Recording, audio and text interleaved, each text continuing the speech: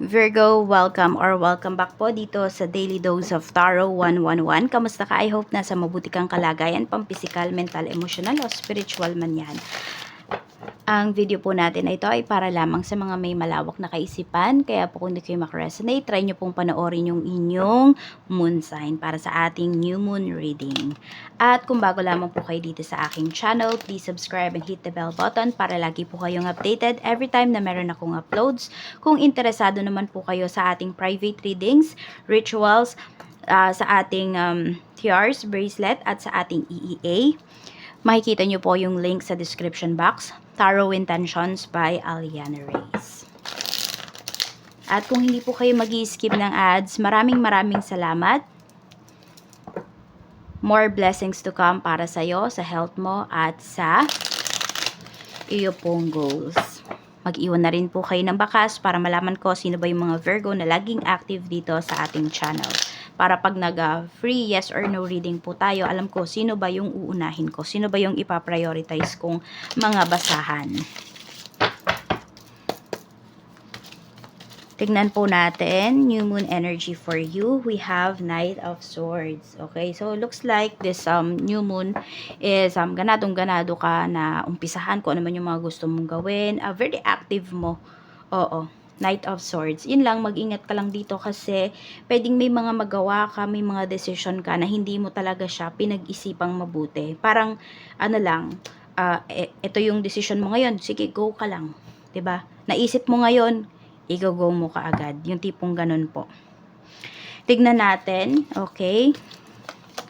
We have the moon. So, ang effect nito sa'yo, pwedeng kapag nahimasmasan ka na, ayun, may isip mo, tama ba yung ginawa ko? Ganito, ganyan. So, kung gusto nyo po na yes, mabilis kayong magdesisyon, tapos, ano ba yan, mabilis kayong magdesisyon, tapos wala kayong pagsisisihan, i-balance nyo po yung inyong root chakra. Ang ating pong tiaras bracelet ay nakakabalance po yan ng hindi lang root chakra, lahat po ng chakras po ninyo. So, if interested kayo, ayan, pwede po kayong mag-message sa ating Facebook page. Tignan natin, okay, dapat mong ingatan. Dapat ingatan, Page of Swords, yung mga nalalaman mo, yung pagiging curious mo. So, may mga bagay po talaga dito ngayong new moon na sabihin natin na kahit sobrang curious mo, ay wag mo masyadong pagtuunan ng pansin. Bakit? Kasi pwedeng, Page of Cups. Okay, may tukso kasi na pinapakita rito. Okay, so pwedeng curious ka sa isang bagay, matutokso ka talaga na alamin kung ano ba yung mga bagay na yon. Pwedeng may makuha ka namang information, may makuha ka na kapalit. Ayan, towards dun sa mga malalaman mo. Four of Pentacles, ayun. Kaya lang, pwedeng maglabas ka rin kasi ng pera dito. So, sa pagiging curious mo, pwedeng mapagastos ka. So, ingatan mo po yung iyong kaperahan. Huwag kayo masyadong curious dito. Kasi nga, di ba may mga bagay nga kayo dito na bigla-bigla nyo na lang pagdidesisyonan, tapos sa bandang huli, magdadalawang isip po kayo. So, yan. Di ba may mga bagay dito na pwedeng, sobrang nakaka-excite para sa'yo, o nakaka-excite para sa'yo, handa kang gumastos, ganyan. Kahit yung iba po sa inyo, yung ipon ninyo, pwedeng magalaw po ninyo because of this. So, baka pagsisihan nyo po talaga yan. Dapat mong iwasan. Then at the same time, Two of Wands, Ten of Pentacles, travel ito no? Or ano man tong plano na to, tapos ikaw yung mas gagastos. So, alam mo, ang pinapasabi talaga sa iyo rito, ingatan mo yung kaperahan mo. Ngayong new moon na to, huwag ka basta-basta gagastos. Virgo. Kahit sabihin natin, marami ka pang pera, diba? You have enough money. Ayan, manindigan ka raw dito. Kasi meron akong nakikita po, no? I don't know kung may magyayaya ba sa yung lumabas, may magyayaya sa yung mag-travel, ganyan, mapunta tayo sa isang lugar na to. Pero, di ba, siya ay nagyaya, pero pwedeng ikaw yung gagastos. Yung tipong ganun po. So, iwasan niyo yung mga ganung tao. Ibig sabihin, niyayaya lang kayo kasi alam na kayo yung gagastos or kayo yung mayroon.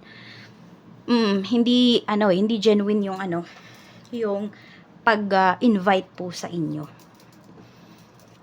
Ayun, katulad nito, 'di ba? Baka ma-excite ka kasi pupunta daw sa ganitong lugar. Pwedeng hindi mo pa 'yun napupuntahan at yun isa sa mga gusto mong mapuntahan na lugar, 'di ba? Ayan. So, baka magkaroon ka lang ng problema. So, iwas-iwas ka muna din dun sa mga nagyayaya sa'yo. Oo. Dapat mong pag-focusan, syempre, yung pera mo, yun sinasabi. Yes, pera mo talaga.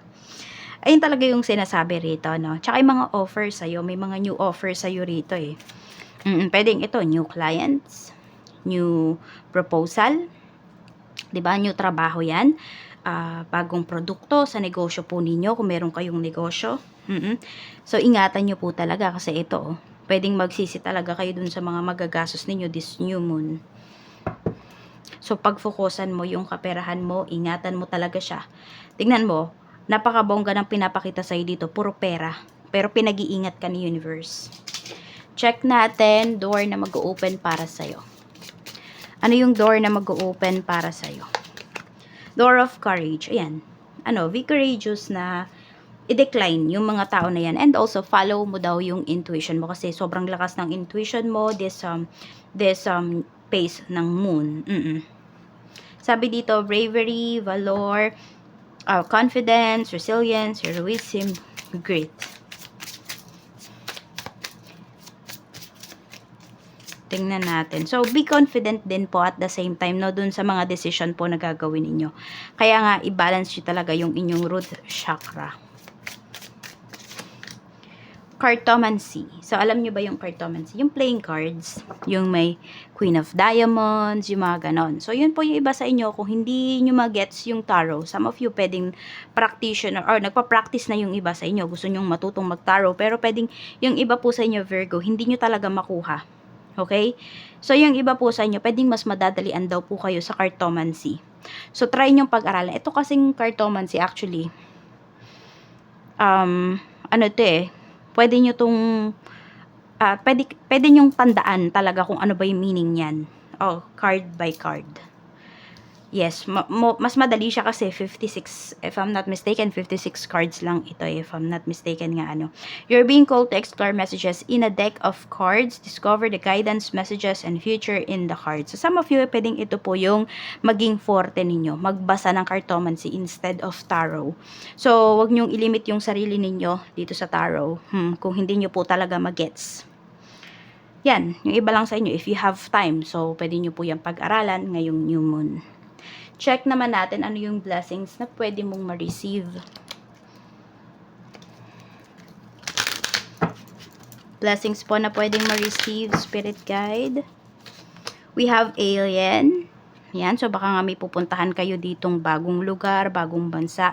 So alamin nyo syempre yung rules dun sa pupuntahan po ninyo, ha. Sabi nga, no one is excuse to the law, di ba? Purse, wallet. So, ayan po, we have elevator. So, may blessings na paparating sa'yo rito. And some of you, sa malayong lugar po ito. Sa lugar na hindi nyo pa napupuntahan. Kaya nga, ayan, mag-ano kayo dito, labas daw kayo sa comfort zone ninyo. So, this is the best time po ngayong new moon na ito para, yan, magsimula kayo, maghanap ng trabaho. Or, kung meron nang offer sa inyo rito, is, ang piliin nyo po na mag-start kayo is between May 26 to 28. Yan, 26, 27, 28. Yun po yung piliin ninyo para mas maganda yung pasok ng bagong trabaho, bagong negosyo, bagong pagkakakitaan po ninyo. And this will give you success. Ito po ang sinasabi. Mabilis na success yung pinapakita sa iyo rito eh. Kaya naman kung nahihirapan ka ngayon, Virgo, 'di ba? Nabibigatan ka sa mga dalahin mo, sulitin mo na 'yan kasi after niyan, mabilis na yung pag-angat mo rito. So, hindi kayo naniniwala. Wala ba kayong believe sa sarili ninyo, sa mga ginagawa ninyo? So, magtiwala kayo sa sarili ninyo. Kaya nga you must have the courage eh. Kaya i-balance nyo rin talaga yung root chakra ninyo para hindi kayo nagdududa sa mga kakayahan po ninyo at sa mga ginagawa ninyo. Archangel message po para sa'yo. Moon cycles. Sabi dito mula kay Archangel Haniel, notice how the moon affects your energy and manifestations and capitalize upon this cycle. So, itong new moon na to, dito ka mag-manifest. Yan yung sinasabi sa iyo, Virgo. Some of you, ang gawin nyo po is sa tubig lang. doon nyo sabihin yung mga minamanifest po ninyo. Pwede ninyong itapon sa, di ba, kunwari, isang basong tubig. Itapon nyo or ipandilig nyo yon sa isang halaman. Yun po yung pwede ninyong gawin. For some of you naman, pwede nyong inumin, yan, yung tubig na dinasalan ninyo. At kung ano man yung mga minanifest po ninyo, inumin po ninyo, pwedeng ganon. So, it's up to you na lang kung ano ba yung gagawin po ninyo. But, yan, perfect time itong new moon, para kayo po ay mag-manifest. So, ayan lang. Maraming salamat. Mag-iingat po kayo. More blessings to come and see you again on my next video.